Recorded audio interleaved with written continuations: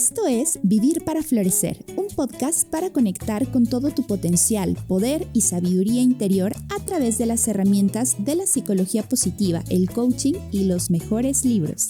¿Estás lista? Comenzamos. El burnout o síndrome de estar quemado es un estado de agotamiento extremo a nivel físico, mental y emocional. Normalmente se relaciona con estrés en el trabajo o una sobrecarga de las demandas que nos hacen en una función determinada. Tristemente, es cada vez más prevalente en nuestro entorno.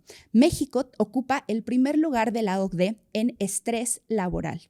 Es un tema preocupante y el día de hoy vamos a conversar con Franco Beiza. Él es un experto en psicología positiva aplicada, estrés laboral y se ha especializado en los últimos años en prevención de riesgo de burnout y de estrés laboral en organizaciones en Chile y bueno, pues el día de hoy nos acompaña desde ese lugar. Franco, bienvenido, qué gusto volver a verte y que este día podamos conversar. Bueno, primero que todo, Jam, muchísimas gracias por la invitación. Lo segundo, con Jam compartimos el hecho de estar en el mismo máster de psicología positiva aplicada, así que también estoy hablando con una experta en psicología positiva. Eh, Así que yo feliz con esta invitación, feliz con la temática, porque da para mucho. Ayer ya habíamos tenido una mini reunión con Jam al respecto y sabemos que da para mucho, pero vamos a ir pasito a pasito según las preguntas y según las dudas que se vaya teniendo al respecto. Claro que sí. Oye, Franco, pues creo que la primera pregunta es, para quien no sabe qué es esto del burnout, creo que cuando lo ponemos como agotamiento extremo se puede entender mucho más, pero ¿qué nos dice la ciencia? ¿Cómo lo podríamos definir o para ti, cómo podrías explicarlo? Bueno, este es un constructo que tiene casi 40 años ya. No es para nada nuevo. Sin embargo, lo primero a establecer es que se define como un estrés crónico, ya es un estrés que es continuo en el tiempo, que generalmente partió vinculándose con el entorno laboral, actualmente ya incluso es parental, ¿no? O sea, como tú bien lo dijiste en la introducción, se ha ampliado bastante, pero sus primeros estudios estuvieron concentrados en lo laboral donde lo nuclear es el agotamiento, ya este cansancio persistente que tiene incluso un vínculo con la depresión laboral como tal, es decir, ponerle el nombre de depresión laboral está directamente ligado con esta dimensión, primera dimensión del burnout o el síndrome del quemado, pero a esto también se le suma la falta de eficacia, es decir, esta falta de hacer bien el trabajo, pero también en un principio la despersonalización. ¿Por qué? Porque el burnout se partió investigando mucho en ambientes donde se trabajaba con personas o atendiendo a personas. Entonces, los primeros indicios demostraron que había gente que sencillamente se despersonalizaba y no le importaba al otro. A largo plazo, esto se extendió a partir del 2000, hubo investigaciones que lo ampliaron al rango del cinismo, que como diríamos aquí en Chile es cuando a alguien no le importa si lo van a echar del trabajo o no le importan sus circunstancias, es decir, tiene esta condición cínica con su propio ambiente laboral, con las situaciones que le pasan y de alguna forma como una manera también de afrontamiento. Claro. Y, perdón, Jam, y como diría la profesora Marisa Solanova, que también la tuviste, eh, y que ha escrito mucho el tema del burnout, ella siempre lo define como una vela que se va apagando lentamente en el entorno laboral en el cual se está desarrollando. Sí, y mira, es un tema que de manera personal, digo, lo hemos platicado, incluso aquí en el podcast lo he abierto, es muy relevante para mí, no solo porque ambos estamos en el mundo del bienestar general, ¿no? Y específico a nivel laboral, familiar y demás, sino que a mí me tocó vivirlo en primera persona. Yo te lo contaba recientemente, ¿no? Para mí fue de verdad un impacto el darme cuenta que estaba con el síndrome del quemado. De hecho, fui al estudio justamente de la profesora Salanova, ¿no? Para ver como cada una de las características de las que ahora hablaremos, para saber, y de verdad fue un impacto, porque está tan normalizado el tener un alto nivel de estrés, porque además puede que sea por y eso para mí fue un gran aprendizaje, ¿no? A veces pensaríamos que solo es estando en un trabajo que no te gusta o que hay un mal clima, que en mi caso definitivamente pasó y de hecho eso me llevó Claro. a renunciar de un trabajo en el que estaba. Pero además, para mí también fue a consecuencia de estudios de posgrado, de emprender, en fin, había como muchas cosas que para mí eran muy significativas, que me apasionaban, pero aún así llegué a un límite en el que mi cuerpo me mandó alertas, ¿no? Alertas muy poco sutiles porque fueron subiendo. Esa vela que se fue apagando poco a poco, me hace mucho sentido esa metáfora porque es así. No te das cuenta, vas avanzando y no te das cuenta hasta que llega un momento en el que ya, ¿no? Ya todo se quemó, ya todo se siente diferente y es como decir, a ver, de dónde vino, ¿no? Es un tema que para mí ahora es muy relevante porque parte de mi compromiso a nivel personal se ha vuelto trabajar por la prevención de este síndrome en las mujeres de mi comunidad, en las organizaciones con las que trabajo, porque no es una forma de vivir, ¿no? Entonces, bueno, esa es un poco mi historia de por qué para mí ha sido tan relevante, porque en mi propia piel he experimentado lo terrible que es estar en este estado, pero bueno, esa es un poco la anécdota personal. Para ti, Franco, ¿en qué momento se vuelve un tema importante? Para mí se vuelve un tema importante desde la perspectiva que también lo viví como tú. Yo creo que todas las personas en algún minuto hemos tenido depresión y algunas veces hemos tenido depresión laboral y después voy a hablar de algunos porcentajes que ha hablado la OMS, pero desde lo personal también lo viví y a partir de una condición que, por ejemplo, en Chile es muy común, que es el acoso laboral y sobre todo desde liderazgo, malos liderazgo en este caso.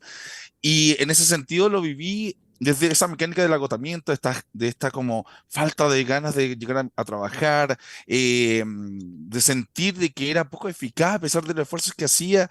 Y en ningún minuto, como mencionaba antes, llegué a pensar de que me daba lo mismo si me echaran del trabajo. Es decir, como que ya con eso, como que lo resumía perfectamente las tres dimensiones. Pero ahora también yo quiero aclarar algo con respecto a algo que tú dices, y quizás lo voy a adelantar alguna cosita por ahí, Está pero bien, está bien.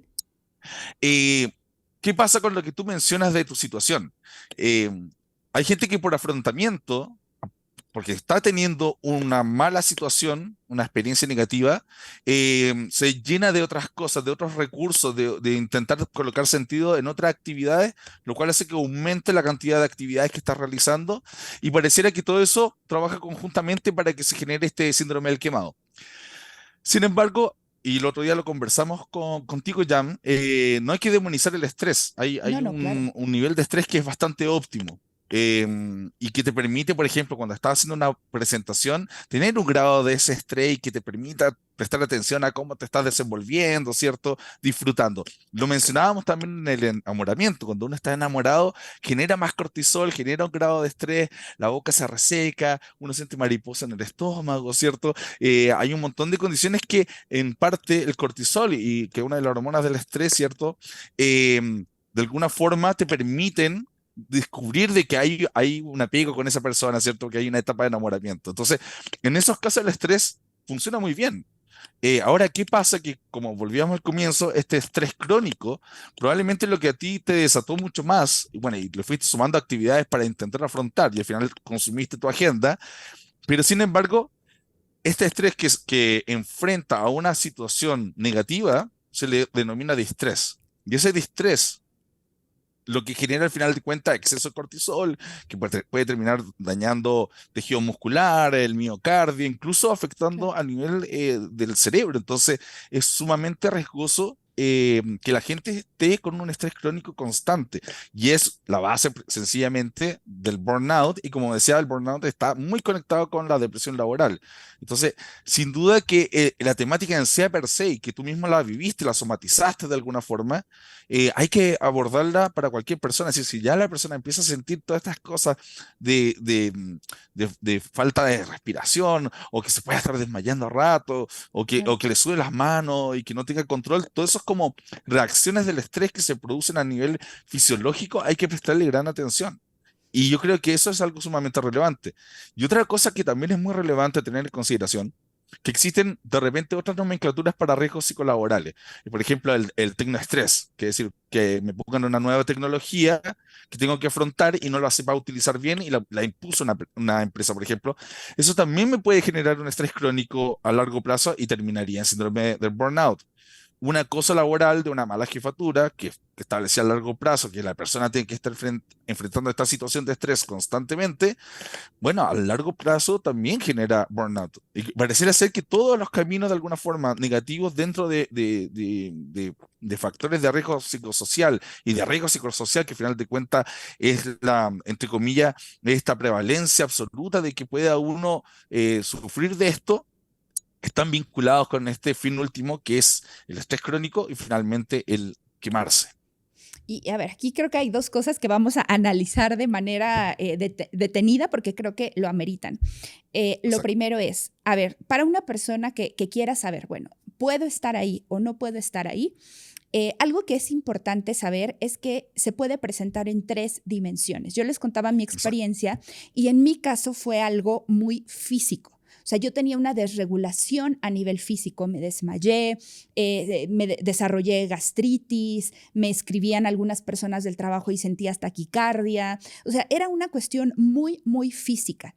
Pero es posible que sea a nivel emocional, ¿no? Que empecemos con bueno, en mi caso era un tema de ansiedad, pero también podría irse hacia la depresión, hacia la pasividad, Ujú. este tema de la despersonalización, que podría ser como una apatía, ¿no? Una apatía a intentar hacer cosas nuevas, incluso a cumplir lo mínimo indispensable, puede ser un tema emocional. Y a nivel mental es esta separación de cosas que normalmente yo podía hacer con mucha facilidad, ahora me cuestan trabajo, o las hago de mala gana, o hago lo mínimo indispensable. Y a veces eso genera mucha culpa, ¿no? Porque Claro. no es un tema deliberado, es un poco inconsciente. Algunas cosas sí son deliberadas, pero otras no. A veces es que no tienes ganas de hacer más allá, ¿no? Y sobre todo en este entorno laboral que te exige siempre dar el 1000% y morirte en la raya y sobre explotar tus propios recursos, llega un momento en el que dices, ¿sabes qué? No lo vale, ¿no? O sea, como no lo vale mi trabajo, no lo vale mi jefe, no lo vale este proyecto. La situación es que a veces nos sentimos, y creo que para mí esto es clave de este síndrome, es que se tiende a relacionar con baja autoestima y con un sentimiento de incapacidad personal. Es decir, empiezas a dudar de tus propias fortalezas, de tus propias facultades, de tu propia capacidad de generar un cambio, ¿no? La autoestima empieza a verse mermada. Entonces es como si fuera un ciclo vicioso, porque tú estás en Exacto. un entorno que puede ser tóxico muchas veces, que ahora hablaremos de causas.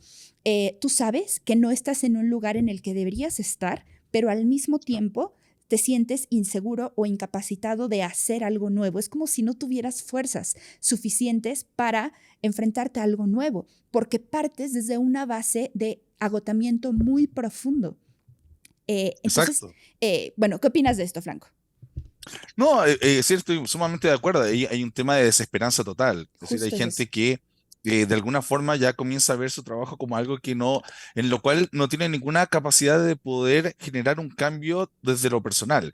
Ahí hay un tema también bien importante de delimitar que en general es la organización y el empleador el que siempre tiene que cuidar la salud mental del trabajador. Sin embargo, uno también tiene que tener estos mecanismos, como bien dices tú, de poder, primero, tomar conciencia y decir, "Oh, me está pasando algo". Y lo segundo es que efectivamente se puede dar, primero, a nivel sintomático, fisiológico, estos de las taquicardias, de sudar, de todas estas cosas, pero también llegar a un minuto de hacerse creencia, no tan solo que vayan desde la perspectiva de esta creencia que ya no soy capaz de lograr ciertos objetivos ni logros, que es brutal, porque al final de cuentas ya tú estás desde una creencia de que ya no eres capaz. Claro. Y esa incapacidad afecta la autoestima y a la larga afecta el autoconcepto, que es aparte que tú crees que los otros también te están mirando como una persona que no es capaz. Entonces como que te afecta en todo lo que tiene que ver con el ego en sí. Y de alguna forma con esta forma de auto observarse y la forma como te valoras va disminuyendo, que ahí ya te metas directamente con el autoestima. Y eso puede ser muy complejo porque a nivel cognitivo, estas creencias, estas explicaciones que nos damos frente a este tipo de adversidad, nos van haciendo, como bien dices tú, sentir culpable, como si nosotros por dolo, con una mala intención, estuviéramos Ujú. haciendo realmente algo negligente, cuando en realidad es una reacción que a todo esto, si lo miramos bien, el organismo lo que hace es defenderse frente a un ambiente en el cual ya no está pudiendo de alguna forma hacer homeostasis, ya sencillamente todo el ambiente es tóxico o puede estar pasando, que lo vamos a profundizar dentro de poco, pero de alguna forma, la forma de responder, fíjate que frente a este estrés crónico, la forma de respuesta es este agotamiento y que se puede ver, como decías tú muy bien, desde lo fisiológico, desde lo corporal, desde lo emocional, pero también a nivel cognitivo, desde la creencia que Claro. finalmente tiene un impacto en lo emocional y que finalmente se conecta con lo fisiológico. Al final de cuentas, las emociones, como bien se saben, tienen también esta cosa mental, fisiológica y motora que se terminan combinando de alguna forma. Algunas con más de una, otras con más de otra, y otras en donde estas tres cosas se juntan, ¿cierto? Pero de alguna forma, si nos damos cuenta, es que el organismo está reaccionando a este estrés crónico. Eh, no sabemos si eso es como lo más eficiente que puede hacer el organismo, pero es la forma que tiene de defenderse. Entonces, cuando pasa esto, evidentemente las empresas deberían observar qué está pasando esto y tomar de alguna forma ciertas medidas para poder ayudar a la persona a poder supervivir a este estrés crónico de alguna forma, que lo vamos a entrar a hablar dentro de poco, dentro de este contexto, ¿cierto? De cómo solucionar o buscar posibles como dimensiones de solución también. Claro, porque desde fuera, o sea, hemos hablado de cómo se siente a nivel individual, no es una experiencia que normalmente no se comparte, ¿eh? Porque ese es otro tabú, o sea, Mm, hablamos de salud mental y sigue siendo un mito. Para muchas personas podría ser como, ay, solo descansa, ¿no? De hecho, cuando yo lo comunico a mi organización en un momento, lo que hacen es mandarme de vacaciones una semana, ¿no? Y hacer así como claro. que, sí, claro, en una semana se me va a quitar muy probablemente, ¿no? Entonces, es como un desconocimiento y es una falta de sensibilidad por estos temas.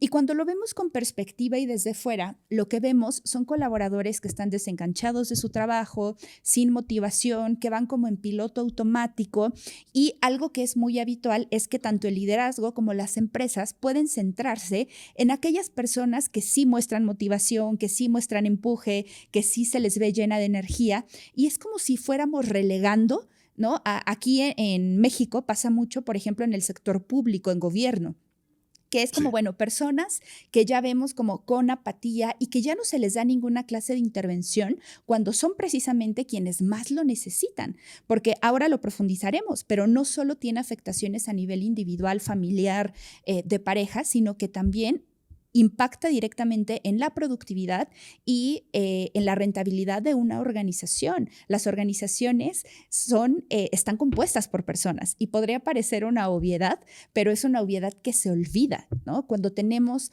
trabajadores que no están enfocados en lo que deben de hacer, que no se sienten bien a nivel interior, bueno, pues no va a haber productividad posible, ¿no? Vamos a tener deserción laboral, vamos a tener un clima laboral que va a contagiar inevitablemente a otros compañeros, y además se me hace una necesidad humana, Franco. Ahora tú me dirás, pero no es vida. Y nos hemos acostumbrado a vivir desde el sufrimiento, desde la resignación, y me parece algo terrible. Tú mismo lo has dicho que en Latinoamérica principalmente se celebra mucho cuando las personas de alguna forma trabajan mucho más de lo que se les pide. Claro. Y muchas veces eso no tan solo se ve traducido en eso, sino como mucho después de su cierre de horario laboral. Hay gente que se queda hasta las 12 de la noche, hay gente que responde WhatsApp a cualquier hora del día. Gente que se vuelve tecnoadicta al final de cuentas porque está todo el día pendiente del celular a ver si es que le están hablando desde el trabajo. Y si te das cuenta de eso, como que el sistema como que intenta premiar a ese tipo de personas, cuando en realidad lo que está haciendo es precisamente como decir, bueno, deberías estarte quemando para como demostrar que eres efectivo, y eso es sumamente negativo y perverso.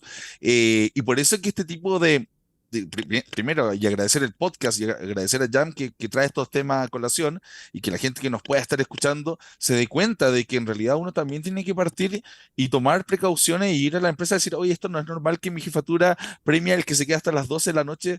En realidad yo diría que es más ineficiente porque no es capaz de cumplir en su horario laboral de 8 9 10 horas laborales, lo que tiene que ser, y tiene que llegar a 12 14 15. Eso no es normal en ninguna parte.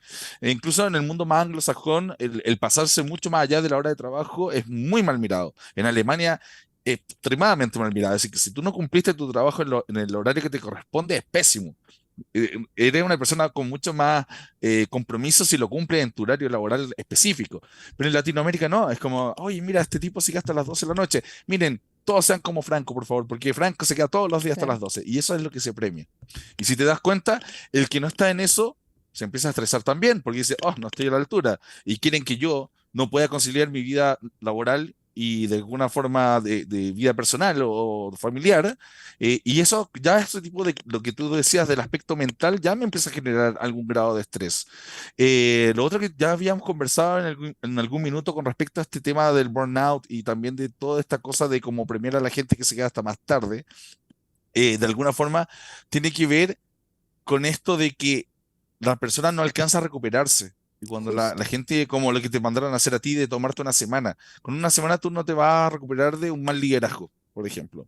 O con un fin de semana largo, dentro de muchos fines de semana largo, que uno solo realmente el trabajo no te moleste, no te está dejando descansar. La gente tiene que tener la capacidad de poder descansar desde el momento que sale de su trabajo hasta el momento que vuelve a su trabajo al día siguiente. Pero hay muchos trabajos que te están llamando post trabajo o la jefatura te envió un WhatsApp para que revisa a primera hora mañana algo, pero ya eso te corta inmediatamente el tiempo de descanso, lo cual significa que no puedes bajar del estrés o distrés que estás teniendo y eso al final de cuentas te termina afectando.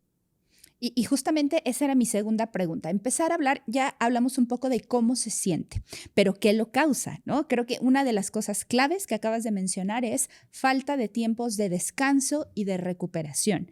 Lo he Exacto. platicado en otros episodios, pero no es suficiente dormir 4 o 5 horas, no es razonable, ¿no? A la larga trae muchas afectaciones en nuestra salud y en nuestra productividad.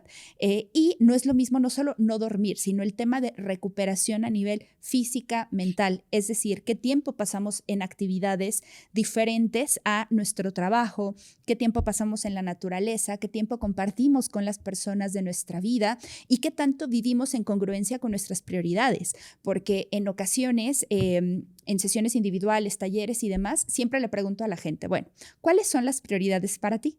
Invariablemente me van a hablar de sus familias, de ellos mismos, de sus sueños. Pero cuando auditamos respecto a cuánto tiempo están pasando, es una incongruencia total, porque casi siempre pasamos la mayor parte de nuestra vida en cosas que realmente no nos importan y dejamos de largo aquellas que sí. Eso Claro. es el equilibrio vida-trabajo, el enfocar tiempo y recuperarte en aquellas cosas que te importan. Pero definitivamente no es la única causa, Franco. Me gustaría que platicáramos. Hemos hablado de algunas ya, pero de manera Ujú. detallada. Por ejemplo, el tema del liderazgo, ¿cómo nos afecta en este síndrome?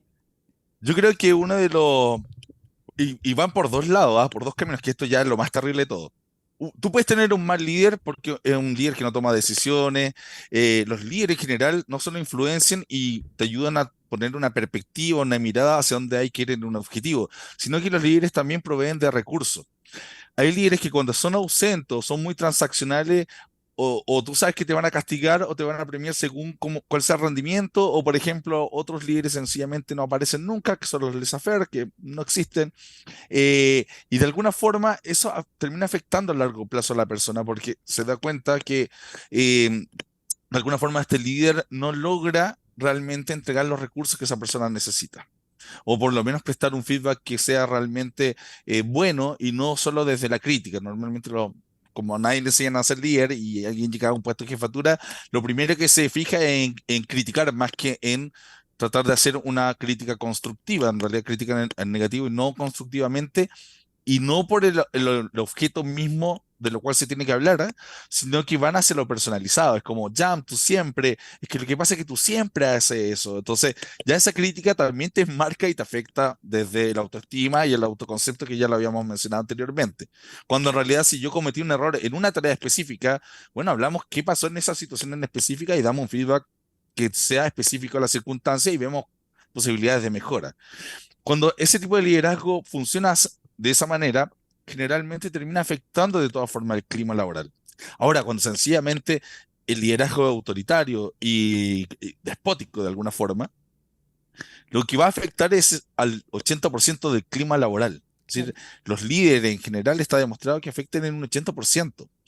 Y Gallup ya en un estudio que hizo en el año 2008 mencionaba que entre el 70-80% de las renuncias se deben a malos liderazgos. Es decir, la persona cuando se ve enfrentada a estos malos liderazgos, no es que se quiera ir de la empresa porque no esté con el clima en general de la empresa o no comparta la visión o la misión de la empresa o incluso los desempeños y resultados, sino que no se aguanta el líder y dice, ¿sabes qué? No aguanto más, me quiero ir. Y eso es sumamente complejo con respecto al concepto de liderazgo. Bueno, me suena. No voy a entrar aquí en temas personales, pero conozco muchas personas que han renunciado por sus líderes. Yo misma lo he experimentado. Así que bueno, es innegable, ¿no? Porque hay una premisa básica del liderazgo. Nunca hacemos Exacto. lo que el líder nos dice que hagamos. Hacemos lo que vemos que el liderazgo hace. Hoy en día Exacto. la tendencia es migrar hacia un líder coach y no a un líder jefe, ¿no? Un líder coach desde esta idea de una persona que facilita tomas de conciencia, que facilita procesos de aprendizaje, justo hablando de estos recursos, ¿no? Que tú Claro. mencionabas y que son indispensables para que la persona se desarrolle óptimamente, ¿no? Para que genere capital psicológico, que ahora tal vez tú Ujú. nos hables al respecto, que es tu Claro. gran tema. Ajá. Pero bueno, el liderazgo es innegable que influye en toda una organización. Otro de los temas que creo que es muy relevante es el tema de la demanda laboral o la sobrecarga de trabajo que se tiene versus los recursos que tenemos. ¿Qué nos puedes Exacto. platicar, Franco? Mira, hay un tema que es crucial de lo que mencionas. Y tú de hecho, lo pusiste en un caso que comentaste anteriormente. Eh, Está ese compañero del servicio público, tú pusiste el mundo del servicio público, que ya simplemente la empresa le deja de prestar atención. ¿Qué pasa? Es que los líderes muchas veces del servicio público, cuando ven a esta persona que ya está quemada, agotada, le dejan de dar tareas realmente importantes. Claro. Pero yo veo, por ejemplo, que está una Jam que está súper activa, todavía con vigor, dedicación, absorción, y lo que hago es sobrecargarla con trabajo. Entonces, ¿qué pasa? Que esa persona a largo plazo, como yo no me estoy metiendo con esta otra persona porque no quiero tener inconvenientes con ella, porque el sistema no la va a sacar, etcétera, etcétera, lo que hago es que esta persona que sí en un primer momento está con mayor vigor y que está con más compromiso laboral, lo sobrecarga a un nivel tal que esta persona también se termina quemando.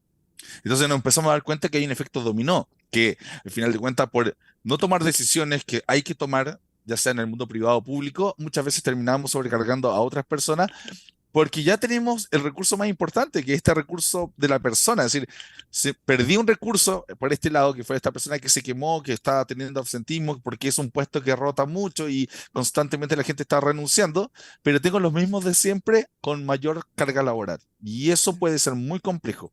Estas sobrecargas laborales pueden ser cuantitativas, es decir, la cantidad, pueden ser sobrecargas mentales, Claro. pueden ser sobrecargas incluso emocionales. Es decir, ponte tú, Jam, que tú atiendas público y Franco tira licencia de 2 meses. Y tú tienes que atender el triple de público y es un público sumamente difícil porque es de atención al cliente de reclamo. Es decir, imagínate a esa persona lo quemado que va a estar porque tiene una sobrecarga emocional que nadie está pudiendo ni siquiera sacarla en turnos de cada media hora o algo así, porque sencillamente es la persona que atiende. Esa persona se va a consumir, como a Claro. esta vela que hablamos al principio, y sencillamente se va a apagar en algún minuto y va a ser otro tirando licencia o otro renunciando a esa empresa. Y la empresa después te dicen, oye, ¿por qué se van mis trabajadores? No lo entiendo. Y aquí es cuando se empieza a observar esto. Y ahí volvemos un poco a lo del liderazgo, ¿cierto? Que es el líder el que tiene que intentar mantener este balance, coordinar, gestionar también. Acuérdense que los líderes también gerencian, entonces tienen que tener esta capacidad, ¿cierto?, de organizar estos recursos de la mejor forma posible para que la persona no llegue precisamente a esto. Y eso es Claro. algo muy importante. Y otra cosa que te quería comentar hace un rato, y claro, pasamos a este, pero que también tiene que ver con el tópico que estamos tomando, es que el acoso laboral es, en Chile por lo menos, el que genera mayor cantidad de depresiones laborales al año, y es por la razón por la cual la gente más tira licencias, que en Chile se entiende las licencias como aquel documento médico que te permite ausentarte del trabajo y no tener que ir. Entonces, ahí yo creo que hay un tema bien importante con respecto a que también se une el acoso laboral muchas veces. Y, por ejemplo, y lamentablemente en Chile, eso está súper normalizado. Es como, normal que tu jefe no te trate bien. O Claro. que de alguna forma te denigre o te quite labores que puedan ser importantes porque sí. Eso es muy complejo. No sé cómo será en México, pero de alguna forma también este es un indicador grave que puede afectar a la persona, que le puede generar un alto grado de estrés y finalmente presentar burnout y estar presentando posteriormente ausentismo elevado o finalmente una renuncia. No, y además te voy a decir algo, en México es aún más complejo. Digo, en todos los países latinos tenemos desafortunadamente mucha coincidencia en eso, pero pasan cosas. Definitivamente el tema de acoso laboral es clarísimo, pero además, si le sumas el factor de género, también nos enfrentamos a acoso de índole sexual. Es muy frecuente, ¿no? En México es muy, muy habitual que haya como un intercambio, digamos, ¿no? Una presión a comportamientos de tipo sexual a cambio de no perder tu empleo o de tener una nueva posición. O sea, es Exacto. terrible, se denuncia muy poco. Y es algo que es innegable, ¿no? Que cada día se comunica mucho más. Hoy en día en empresas grandes, pues ya cada vez hay una regulación, pero incluso así el nivel de denuncia es mínimo, ¿no? Yo tuve la Bajo, experiencia de estar claro. en una transnacional y de estar en el comité que se encargaba de la prevención, ¿no? Del acoso y es algo muy Exacto. penado en la empresa, pero veíamos que las denuncias eran mínimas. Porque justo a eso me lleva a mi siguiente punto, Franco, es el Ujú. tema del contexto. Cómo está tan normalizado la sobrecarga laboral, cómo el acoso se pasa por alto y cómo muchas conductas en el tema, por ejemplo, de acoso sexual están normalizadas. Tristemente, ¿no? O es como, es que así son los hombres, o así es el jefe, o así es esa persona, ¿no? O así Entonces, soy yo como gerente, claro. claro, entonces ya lo normalizo, ¿no? Y ahí entraríamos como al tema de contextos tóxicos. ¿Qué nos puedes contar? Bueno, yo te comentaba el otro día de un ejemplo, y esto también para que aquellos que están viendo el podcast se hagan una idea, que quizás les ha pasado, eh, que alguna vez tuve una conversación con un gerente general, estábamos haciendo un proceso de bienestar y él me dice, así, muy suelto, me dice, pero Franco, yo no entiendo para qué yo tengo que ser más amable y hacer más gratitud y dar feedback positivo y ser un líder más transformacional y influenciar a mis trabajadores si yo con el gritoneo algo que por año yo estoy en un rendimiento de un 5 a 10%, como que subo cada año, lo cual no me afecta a mí, en mi desempeño organizacional. Y yo me quedé muy complejo porque él lo estaba diciendo desde una posición que efectivamente tiene razón, como yo ya no haciendo nada de esto que me estás diciendo de bienestar, ni del contexto de bienestar laboral, ni desde la psicología positiva en este caso, no creo que cambie mucho. Tenía una gran resistencia al proceso de cambio, ¿ah? Y en ese sentido yo creo que eso es una normalización. Incluso él tendía a gritonear un poco a sus trabajadores en el pasillo, y ya estaba normalizado. Y cuando uno hablaba con los trabajadores a nivel ya más de base, era como, bueno, es o mantengo mi trabajo o lo pierdo. Y si tengo que aguantar esto, lo aguanto. Entonces, parte desde el individuo, pero también parte desde la cultura de la organización. Y ahí yo creo que hay un tema relevante, que cuando uno trabaja en procesos de bienestar en general, más allá de que hayamos observado una unidad o varias unidades con burnout o lo que sea, uno tiene que, cuando se hace este proceso de cambio, tiene que tener grandes sponsors, y normalmente estos grandes sponsors son la agencia o es la dirección de la institución en este caso. Porque si se hace todo un proceso de cambio de 3 4 meses y ha mejorado bastante, y de repente sale el gerente general gritando de un tercer piso a un trabajador del primero, no con muy buenas palabras, significa que entre comillas, se echó a perder todo lo que se trabajó. ¿Por qué? Porque son precisamente las cabezas de la institución las que propone realmente el clima, es decir, el que propone los valores, el que propone qué se respeta dentro de las políticas y programas que se realizan. Entonces, yo creo que el tema de la normalización pasa mucho también por quiénes son realmente la cabeza de la organización. Si en la cabeza de una organización se dice aquí no se acepta el maltrato laboral, aquí no se trata que el jefe sea el que pueda decirle malas palabras al subordinado, pero el subordinado no pueda hacia arriba. Y tampoco debería darse para ninguno de los dos, sino que aquí en esta empresa la política es que todos nos tratamos con respeto, y lo dice el gerente general, te juro que probablemente eso ya es un gran impacto en el bienestar.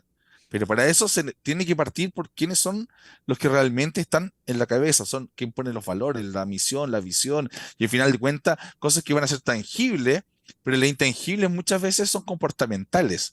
Y ahí está esto de relevante, que cuando un proceso de bienestar es contratado, la gerencia tiene que estar súper inmersa y tiene que ser parte de ese proceso de cambio realmente, porque es la única forma de que efectivamente se pueda reducir este estrés crónico y estos factores de riesgo psicosocial a largo plazo, que es lo relevante, y después van a tener evidentemente impacto en el alto desempeño, van a tener un impacto de ROI, porque encima van a haber invertido y esto le va a dar una ganancia. De hecho, en Europa siempre se habla que por cada euro invertido uno tiene una ganancia de 2,96 euros. Sí, imagínate, 2,96 euros es lo que tienes de retorno de inversión cuando has como invertido en este tipo de procesos.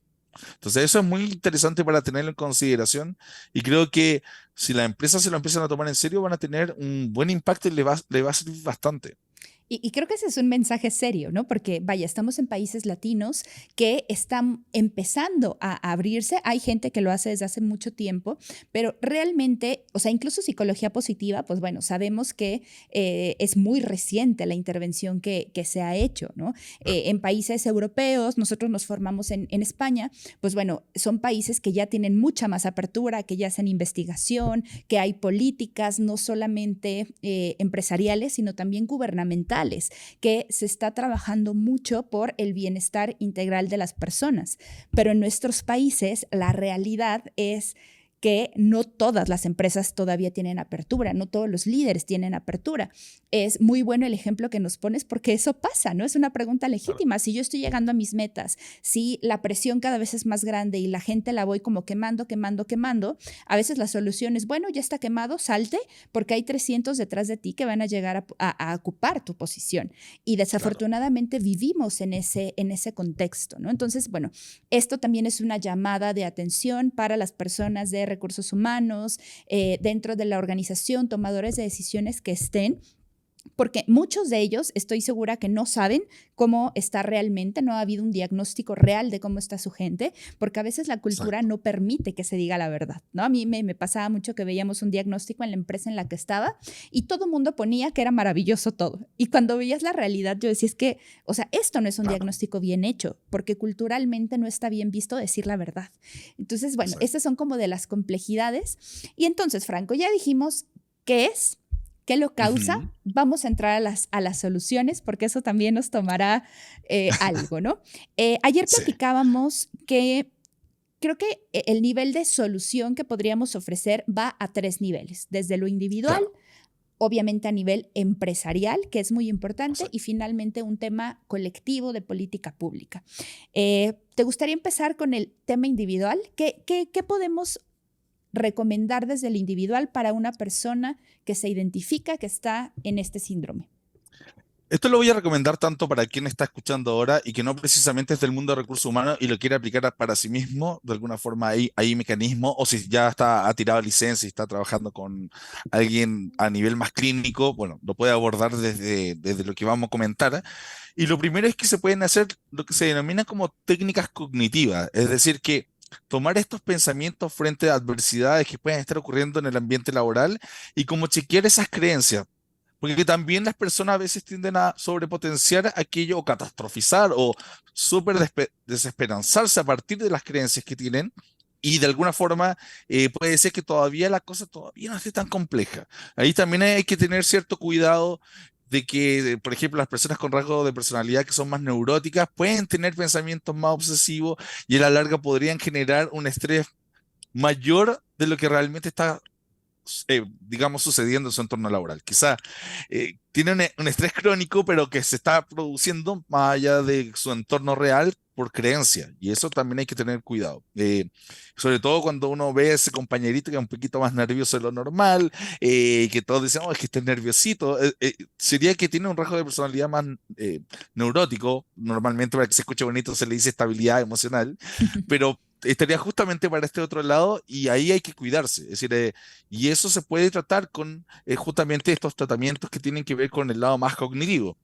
También hay técnicas que son de desactivación fisiológica, que tienen que ver precisamente con todo este mundo de la relajación, de la meditación o incluso el mindfulness de poder como relajarse por un minuto, tomar conciencia del estado presente, observar el entorno, el objeto que he puesto la atención, no prejuzgar ese objeto ya, porque normalmente nosotros nos estamos enjuiciando con todo, y de alguna forma tomar todos estos elementos fisiológicos de respirar más calmadamente, poder como relajarse muscularmente y poder bajar esos niveles de ansiedad, porque al final de cuentas eso también permite que la amígdala reduzca bastante ¿cierto? Ese incremento por estados de estrés. Entonces, esa es una segunda función que se puede hacer. Entonces, si alguien se toma un minuto de descanso y aparte toma conciencia de que está acelerado y respira tranquilamente, podría de alguna forma también autoayudarse a poder estar mucho más tranquilo. Ahí tú eres mucho más experta que yo, Jam. Eh, También las técnicas de exposición o inoculación del estrés. Esto tiene que ver con, si yo contrato a alguien que es nuevo para un puesto de trabajo y tengo un mentor, este mentor lo que puede ir haciendo con esa persona es que de a poquitito se vaya, digamos, se vaya relacionando con su trabajo que puede ser estresante y de alguna forma de a poco se vaya acostumbrando a ese estrés. Por eso es que se llama inoculación, porque de alguna forma es como poner una vacuna, ¿cierto? Pero esta vacuna sería que la persona de a poquitito va abordando el estrés y lo sacarían al momento justo y lo volverían a poner inmerso en este estrés y lo volverían a sacar. De esa manera la persona se va acostumbrando a estos niveles de estrés que son propios de la labor y no entraría de golpe, lo que sí podría generar un alto estrés crónico que al final de cuentas, pasados 6 meses, le podría generar justamente esto del burnout y que es lo que queremos evitar. Y por último, y más importante, tiene que ver con los hábitos saludables. Y ahí tú mencionabas algo que es muy importante, que es el dormir, pero lo voy a dejar para el final. Pero lo primero es comer bien, digamos, comer de forma sana. Ya el hecho de que uno se coma un plato de comida real y que le ponga un poquito de vegetales y que tenga una proteína y carbohidratos, ya estamos bastante bien y que esto no sea un super plato, sino que un plato más bien reducido, o un par de puños. Generalmente también se pide que haya un puño de vegetales. Y de alguna forma eso podría ayudar muchísimo. El deporte también es muy bueno, siempre y cuando no sea una pasión obsesiva, porque hay gente que después termina yendo demasiado al gimnasio y termina generando lesiones, eso también no es bueno. Entonces, cuando es armonioso, cuando me siento en buenas condiciones, poder hacer deporte es sumamente bueno, positivo, genera endorfinas, lo cual es una hormona que te activa, ¿cierto? Muy cercana ¿cierto? A esta sensación de percibirse y sentirse bien. Así que ahí hay hartos elementos. Con respecto a divertirse, también es parte de esto. Es como lo que hablábamos hace un rato de tomar un real descanso, también es parte del divertirse. No es tan solo descansar y echarse en un sofá y no hacer nada, sino que compartir con amigos, tener una vida social activa, buenas relaciones también es parte de esto.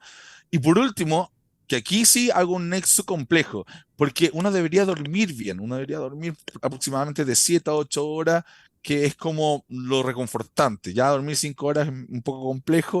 Yo, por ejemplo, en lo personal me cuesta dormir más de 6 horas. Yo a las 6 horas estoy así despierto. Pero es porque por muchos años viví mucho estrés. Entonces, yo creo que con los años voy a poder aumentar esa cantidad de tiempo. Sin embargo, aquí también hay otro tema que cuando uno tiene estrés laboral, cuando uno está quemado, normalmente se somatiza con falta de sueño. Claro. Entonces ahí hay un problema, porque ahí ya como que esta recomendación, si que la persona ya está presentando real efecto de estar quemado, le va a costar, porque le va a costar dormir. Es decir, va a estar tan presente en su trabajo, va a estar tan pensando en esto, que la situación que va a pasar mañana, que no quiero ir a trabajar, que por favor, ojalá no pudiera ir mañana. Bueno, eso le va a perjudicar el sueño. Si usted todavía no está en eso y se siente bien con su trabajo, pero no está durmiendo mucho, bueno, la recomendación para evitar este tipo de situaciones de alto estrés o que el estrés le afecte más, duerma aproximadamente de 7 a 8 horas, vaya a una hora decente, no revisar tanto móvil antes de irse a acostar y le va a funcionar a la perfección. Incluso agradecer antes de ir a dormir, que es un mecanismo muy bueno para darse cuenta que hay cosas buenas que también pasan en el día a día. Totalmente. Coincido plenamente contigo. Quiero retomar el tema de la importancia de estar en el momento presente, ¿no? Tú mencionabas mindfulness. Hay muchas otras técnicas contemplativas que nos van a ayudar en dos vías. Tú hablabas de cómo llega un estrés, ¿no? Domingo en la noche, de decir, chin, mañana empiezo y qué horror, ¿no? Y ya todo el Exacto. domingo se muestra casi gris, ¿no? Porque tú todo el tiempo estás rumiando, ¿no? Esto que decíamos como pensamientos repetitivos, que nuestra cabeza Exacto. está dando vueltas y vueltas sobre los mismos temas, sobre las mismas preocupaciones, y es algo sumamente agotador a nivel mental. Pero además, la idea de traer presencia a tu vida es que puedas ser capaz de conocer tu cuerpo y de poder regular tus emociones. Quiero ser muy clara aquí, el conocer y regular tus emociones no para aguantar más, sino para saber en qué momento tú estás excediendo un límite que para ti es sano, para que puedas darte cuenta en qué momento necesitas descanso y en qué momento necesitas recuperación, para poder saber qué emoción se está desencadenando y que puedas conocerte, y para mí el autoconocimiento aquí es clave, para poder saber, ok, estoy sintiendo rechazo, ok, ¿con qué valor choca? ¿No? O estoy sintiendo molestia o estoy sintiendo desesperanza. Bueno, ¿qué tiene que ver con mis valores, con mis prioridades? ¿En qué parte de mi cuerpo lo estoy sintiendo? Porque llegamos a un nivel de estrés tan elevado que tendemos a la anestesia emocional, porque es un mecanismo de defensa. El cuerpo es Claro. maravilloso. Entonces, de pronto, todo lo que sentimos es presión en el pecho, es mucho estrés, ¿no? Como lo que sea que significa Ujú. para cada uno de nosotros, pero a veces no sentimos más. Y el tema de la anestesia emocional para mí es clave porque no somos capaces de anestesiar solo las emociones displacenteras. Cuando vivimos una anestesia emocional, anestesiamos también las Oh, emociones placenteras de nuestra vida. Entonces dejamos de sentir conexión con los demás, dejamos de sentirnos maravillados ante un atardecer espectacular, dejamos de sentir amor, dejamos de sentir sorpresa, esperanza, estas emociones positivas que son fundamentales para el bienestar psicológico.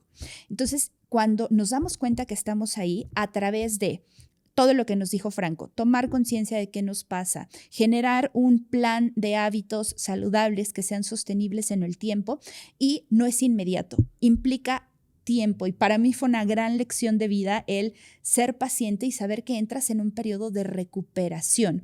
Y sumaría algo que creo que es muy importante y es el tener ayuda profesional para sostenerte en esta parte del camino. claro. Puede ser un coach, puede ser un guía espiritual, puede ser un psicoterapeuta, puede ser un psiquiatra, puede ser tu familia, buenos amigos, pero siempre estar acompañado en este proceso es muy importante. Es algo muy parecido al duelo, ¿no? Se cree que de un duelo te tienes que recuperar en 2, 3 meses ¿y por qué sigues llorando si ya pasó? Bueno, pues esto es igual. Cuando llegas a un estado de estrés tan intenso y a un agotamiento tan pleno, es que tienes que recuperarte y a veces eso toma tiempo, meses, no sé si años, pero sí es un periodo en el cual tienes que bajar el ritmo de manera muy consciente y ser muy autocompasivo contigo mismo, ser muy paciente para tener una recuperación. Entonces, bueno, esta sería como la parte individual. Pero algo Claro. que Franco siempre dice y para mí es clave es el tema de la corresponsabilidad, porque no solamente se trata de que el individuo se haga cargo de su vida y se responsabilice de su vida, sino que aquí entra el tema de las empresas. Entonces, me gustaría preguntarte, Franco, ¿qué podemos hacer a nivel organizacional para prevenir y manejar el estrés laboral? Como ya lo hemos comentado bastante y aquí ya solo voy a comentar el tema principalmente del liderazgo, es como chequear los liderazgos y ver que estos liderazgos sean más bien positivos, ya no desde esa positividad tóxica, sino que de alguna forma tengo estos elementos que hablabas tú de ser un líder que sea capaz de conversar, individualizar a la persona, si es que tiene algún problema, alentarlo frente al trabajo, proponer una visión, ¿cierto? Comunicar efectivamente, dar feedback positivo. Tienen que tener una serie de recursos propios para que efectivamente le pueda dar recursos también a la persona que está subordinada a él. Yo creo que eso es muy relevante dentro de este contexto. Al mismo tiempo, aquellas personas que ya estén presentando parte de los síntomas del burnout, poder reorganizar sus funciones, quizás quitarle algún tipo de sobrecarga, de repente evaluar si es que esta persona que atiende público constantemente tenga que tener ciertos rangos mayores en el día de poder descansar y tomarse pequeños descansos a lo largo del día. Otra cosa que también puede ser muy importante es justamente la redistribución de las tareas y funciones. A veces hay personas que están en una posición en la cual ya pueden estar quemados por su rol, pero perfectamente la empresa lo puede mover a otra posición, a otro rol, que ya no tienen que cumplir los mismos desafíos ni demandas, y de alguna forma eso quizás permite que la persona pueda volver a restablecer un estrés que sea más armónico y de alguna forma pueda mejorar su condición. También está el tema de mejorar las condiciones laborales, de la conciliación trabajo y familia, que yo creo que eso es primordial, sobre todo para las mujeres, porque en términos por ejemplo, aquí en Chile se hizo un estudio y se dieron cuenta que las mujeres sufrían más de insomnio, por lo menos cuando se comparaba con hombres, casi en 10 puntos porcentuales. Por ejemplo, en temas de soledad, las mujeres presentaban casi un 11% más que los hombres. ¿Por qué? Porque tenían que aparte llegar anticipadamente a la casa, ordenar las cosas, tratar que el hijo llegara después. Entonces, y una percepción de soledad más bien que estar realmente solas. Problemas de salud mental, las mujeres superan casi en 14 puntos a los hombres. Es decir, es un tema que no es menor. Estas diferencias, ¿cierto?, de género. Incluso revisaba un estudio del 2022 de Salanova, Acosta y Jones, que son parte de profesores de justamente la Universidad de Jaume I y del máster que hicimos junto a JAM. Y ellos hablan de que, claro, hay que alimentar las necesidades psicológicas básicas en las personas que trabajan, que son precisamente la autonomía, el sentimiento de competencia, e incluso que la empresa te ayude y te dé feedback de ese crecimiento de competencia y de las buenas relaciones, ¿cierto? Que alimentando esas necesidades psicológicas básicas uno va a tener mayor motivación, pero de alguna forma si estas no se satisfacen pueden afectar profundamente a las personas, y eso es muy complejo dentro del mundo laboral cuando no se dan ese tipo de herramientas, y cuando me afectan las relaciones de cualquier índole. Por ejemplo, si no logro conciliar la vida privada con la vida laboral, probablemente me va a terminar afectando en el ámbito de las relaciones. Entonces ya empiezo a mermar una de las necesidades básicas como tal. Y si es que no estoy logrando equilibrar este mundo de conciliación familia-trabajo o vida privada-trabajo, porque hay gente que de repente no tiene familia, pero quiere hacer deporte posterior al trabajo o lo que sea que quiera hacer, le termina afectando su vida relacional, y ahí está afectando uno de los elementos propios de estas necesidades básicas que al final de cuentas termina afectando la productividad y, digamos, el desempeño de las personas. Y por último, y más importante, es el clima laboral. Y Claro. como ya mencioné anteriormente, está 100% vinculado al liderazgo, porque si el liderazgo es malo, afecta el 80% del clima y todo, perdimos completamente la opción. Ahora, si tenemos buenos liderazgos, esos buenos liderazgos deben saber cuidar el clima, porque ellos son los principales responsables de esto. Salanova también con Chaufel, que son parte de dos investigadores que han estudiado lo contrario del burnout, que es el engagement, que quizás lo hablaremos futuro contigo, Jam, que es el otro lado de esta misma historia. Ellos hablan con respecto a que hay que tener mucho recurso laboral para que la persona no se queme y evitar el exceso de demandas de alguna forma. Como desde lo más simple, desde el mundo organizacional debería ser eso. Como si yo te doy un buen liderazgo, te doy buenos implementos, te doy buen equipamiento, eh, y todo lo que tiene que ver con los recursos que te puede dar una organización, el empleado va a estar muy bien. Y si quito demandas que simplemente sean desgastantes y las cambio por unas demandas que sean más retadoras, que al individuo le puedan fomentar esta competencia, probablemente esta persona va a poder estar mucho mejor en su propio ambiente laboral. Y como digo, en muchos países es el empleador el responsable de evitar los riesgos psicosociales y de alguna forma, de forma proactiva, intentar que haya bienestar laboral. Y yo creo que ahí también eso es lo primero que hay que hacer. Entonces hay que tratar de que las empresas midan, que las empresas tengan un diagnóstico, que cada cierto tiempo chequeen cómo está este ambiente, ¿cierto? Si que se está presentando niveles de burnout, y de alguna forma con todo esto poder hacer protocolos, programas, acciones de forma sistematizada para poder prevenir esto. Yo creo que eso es sumamente relevante desde el mundo de la empresa y de las organizaciones. Y me encanta que esté cerrando así, Franco, porque hoy hablamos como del lado oscuro, ¿no? Un lado oscuro que es altamente prevalente, que lo hemos Claro, experimentado, pero también es posible el otro lado. Es posible un equipo de trabajo que en sí mismo tiene todas las competencias para cumplir retos, para trabajar basado en fortalezas, para tener un compromiso.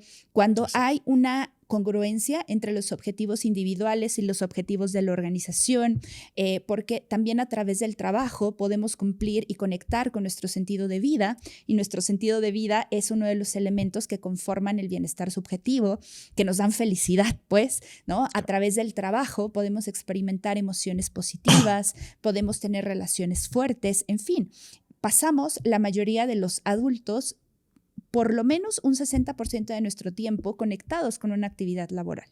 Y se puede vivir bien, puede haber mayor bienestar laboral y puede haber mayor bienestar personal. Afortunadamente, hoy en día tenemos muchos libros, tenemos muchos podcasts, hay expertos en el mundo que están haciendo intervenciones en las empresas, hay casos de éxito a nivel educativo, a nivel corporativo, a nivel instituciones públicas, que para mí también es un mensaje de esperanza de si hoy vas bien en resultados, si hoy tú crees que tu clima laboral es bueno, se puede mejorar y jamás te vas a arrepentir y va a haber un retorno de inversión muy claro cuando inviertes en tu activo más importante, que son las personas.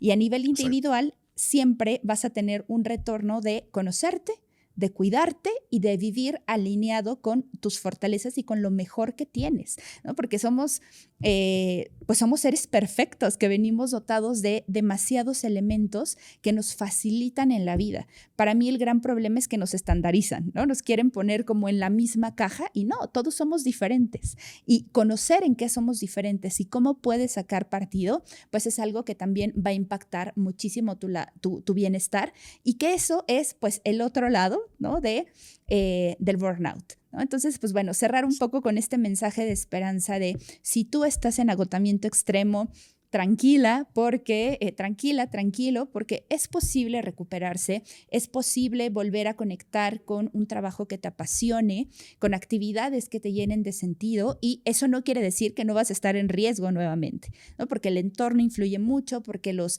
hábitos influyen mucho, pero bueno, así es la vida, es dinámica y la idea es siempre estar en constante monitoreo de qué pasa en mi vida, qué pasa en mi entorno, y establecer puentes de comunicación, hablarlo con mi familia, hablarlo con la organización. Sé de sobra que no todas las empresas tienen la apertura para poder pues alzar la voz y decir lo que está pasando, pero al final es la única manera de cambiar los sistemas, es la única forma de cambiar los roles preestablecidos, partiendo desde la integridad personal, desde saber qué nos hace sentido, qué no nos hace sentido, y bueno, hablarlo, ¿no? Hablar estos temas, decir que no es normal sentirse mal todo el tiempo, no querer ir al trabajo, que los domingos en la tarde sean un día terrible. Así que, pues bueno, Franco, ¿cómo quieres cerrar este episodio? ¿Qué mensaje nos quieres dejar? En realidad yo quería mencionar dos cosas. La primera, y un poco con lo último que estabas terminando, sí, yo creo que hay un tema bien relevante de que cuando conocemos los conceptos y podemos como ir a conversar, pero con esta base de conocimiento mayor, de decir, oye, escuché este podcast, yo soy un trabajador de una empresa, sé qué sucede, puedo ir a hablar con recursos humanos, puedo ir a hablar con el sindicato o el gremio que exista, puedo ir a hablar con, por ejemplo, una comisión que sea justamente sea elegida por los trabajadores para poder representar a los trabajadores y se vean que está pasando este tipo de situaciones. Bueno, si uno tiene realmente el concepto claro, es mucho más fácil poder debatir al respecto. Pero cuando uno solo tiene como estos principios así como bien sutiles de, es que me siento un poco agotado, es que últimamente no me siento muy bien, es más difícil el debate. Yo creo que justamente es importante este tipo de podcast porque te permite tomar conocimiento, y la gente con conocimiento puede ir a debatir y a defender puntos, y puede incluso a largo plazo generar políticas dentro de la misma organización que planteen. Solo quería terminar con una cosa muy, para que te des cuenta que esto no es tan solo algo que, no sé, se le ocurrió a Jan o que a Franco por estudiar le llamó la atención como un tema o dinámica. Hay una empresa a nivel latinoamericano que se llama Book, hizo un estudio en junio del 2023. Y lo que hizo una comparación entre países que podrían estar teniendo esta sintomatología del síndrome del quemado. Y por ejemplo, Chile y México salieron ambos con un 13%, es decir, con un 13% de personas que podrían estar sintiendo esta sensación del síndrome del quemado. Entonces, eso es muy interesante. También lo comparte Colombia. Solo Perú tuvo un 9%. Entonces, te das cuenta que ya los estudios, hasta de empresas grandes lo están mirando, porque es como, no es que sea de perogrullo esta conversación. Efectivamente está. Ahora, dentro de este contexto, la psicología laboral y organizacional está todavía en la etapa de tratar de que se prevenga. Por favor, que los empresarios tomen conocimiento. Ojalá que los departamentos de recursos humanos prevengan todas estas enfermedades y factores de riesgo psicosociales.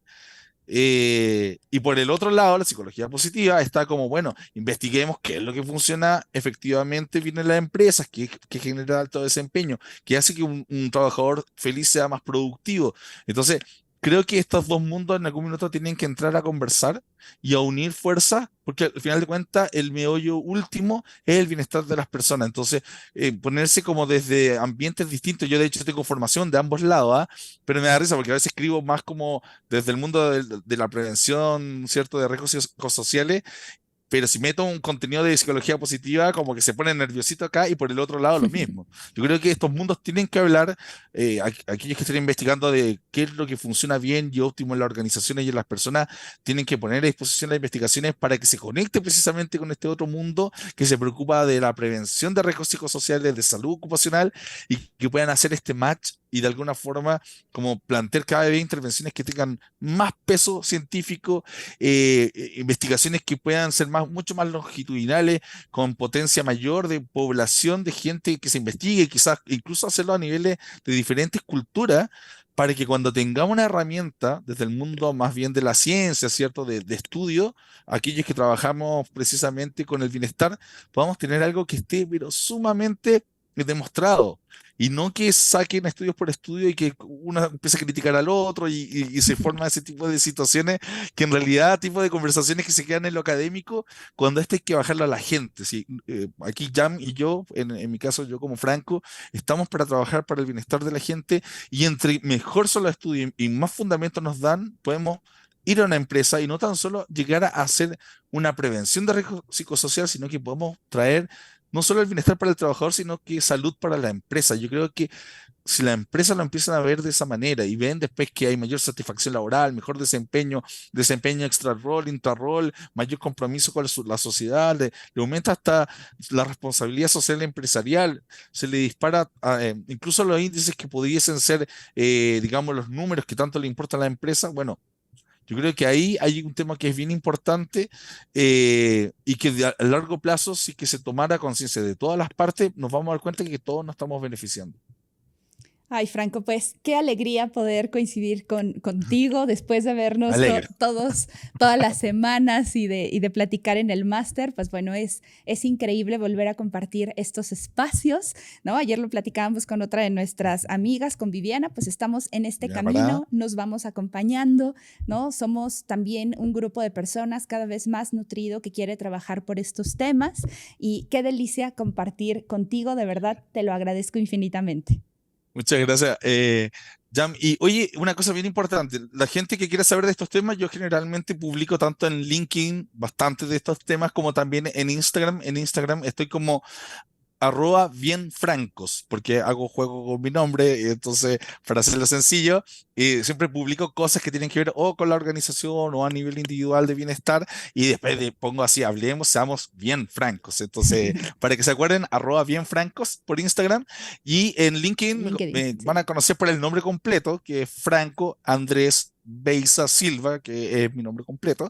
Pero si ya me encontraron por Instagram, más o menos subo contenido que es bastante parecido porque los públicos son distintos, pero de alguna forma está bien que la gente se informe y que tome conocimiento y que de alguna forma, entre más claridad tenga con respecto a estos temas, más claro va a ser cuando vaya a pedir una licencia médica, más claro va a ser para explicarle a recursos humanos lo que está pasando y eso le va a ayudar muchísimo. Me ganaste las palabras, Franco, ¿no? Agradecerte nuevamente, agradecerte a ti que nos estás escuchando hasta este momento. Nuevamente te recuerdo, a Franco lo encuentras como @hablemosfranco en Instagram, en LinkedIn, que es sumamente activo y te lo recomiendo completamente, está como Franco Andrés Beiza, y a mí me encuentras como @jamherreracoach. Te invito a compartir este podcast con todas las personas de tu comunidad y si eres una persona de una organización, a que inviertas en programas que puedan prevenir prevenir el riesgo laboral. Hoy ya está mucho más regulado.